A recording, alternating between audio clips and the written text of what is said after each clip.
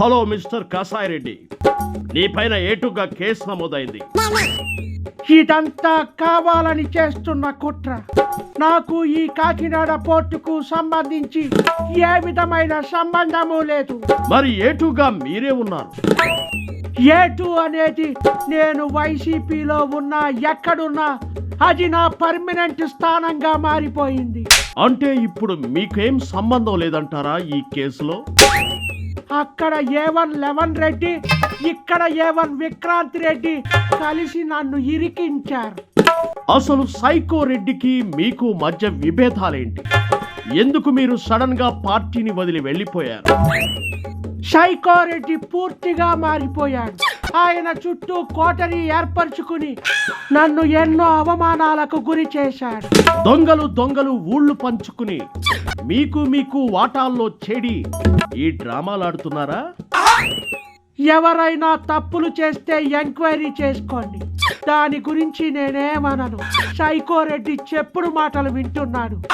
ఎంతో నమ్మకంగా పనిచేసిన నన్ను దూరం పెట్టాడు. సైకో రెడ్డి మిమ్మల్ని దూరం పెట్టడానికి మధ్యలో ఉన్న వ్యక్తులెవరు? ఆయన చుట్టూ ఉండే మనుషులు. వాళ్ళకి లాభం లేనిదే ఎవరిని దగ్గరకి రానివ్వరు. నా వల్ల వారికి ఏ లాభం ఉండట్లేదనుకుంటా.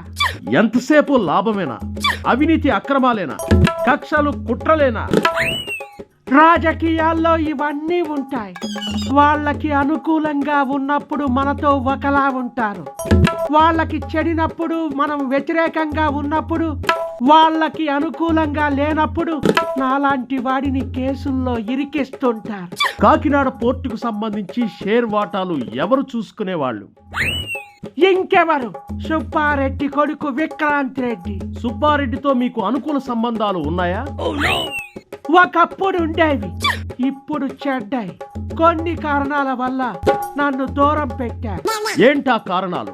మా దొంగల నాయకుడికి నమ్మిన బంటులా ఉన్న నన్ను పక్కన పెడితే వాళ్ళు ఇష్టం వచ్చినట్లుగా, వాళ్లకు నచ్చినట్లుగా ఇష్టారాజ్యంగా దోసుకు తినొచ్చని వాళ్ళ అభిప్రాయం.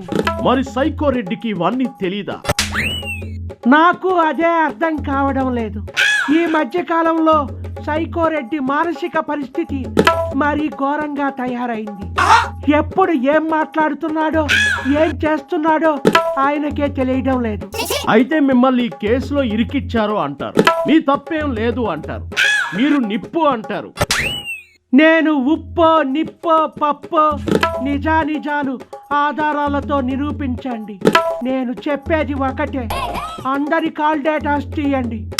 ఎవరు ఎవరితో మాట్లాడారు, ఏం మాట్లాడారు అనేది మీరు పూర్తి స్థాయిలో దర్యాప్తు చేస్తే మీకే నిజానిజాలు తెలుస్తాయి. ఆ పనిలో మా వాళ్ళు ఎలాగూ ఉన్నారు. అసలు విషయం మీ నుండి రాబడదామని ఎంక్వైరీ చేస్తున్నాం. నేను మీకు సహకరిస్తాను. ఇప్పుడు కాకినాడ పోర్టుకు సంబంధించి మాత్రం నేను మీకు అన్ని డీటెయిల్స్ ఇస్తాను. వాటిలో నా తప్పుంటే నన్ను శిక్షించండి. తప్పు చేసిన వాళ్ళెవ్వరిని వదిలిపెట్టే ప్రసక్తే లేదు. మాకు మీరు చెబుతున్న ఆ కోటరీ మనుషుల గురించి, అక్కడ జరిగిన అక్రమాలు అన్యాయాల గురించి, మీ సైకో రెడ్డి గురించి పూర్తి వివరాలు కావాలి. వాటి కోసం త్వరలోనే పిలుస్తాం మిమ్మల్ని. తప్పకుండా మీరు ఎప్పుడు పిలిచినా వచ్చి మీకు అన్ని వివరాలు పూర్తిగా వివరిస్తాను. ఎన్నో అవమానాలు పడినోడిని. ఇప్పటికైనా నేను నోరు తెరవకపోతే చాలా తప్పు చేసిన వాడినవుతాను. ప్రస్తుతానికి మీరు బయలుదేరొచ్చు. మేము పిలిచినప్పుడు మళ్ళీ రండి. అలాగే సిఐడి గారు, ఉంటాను.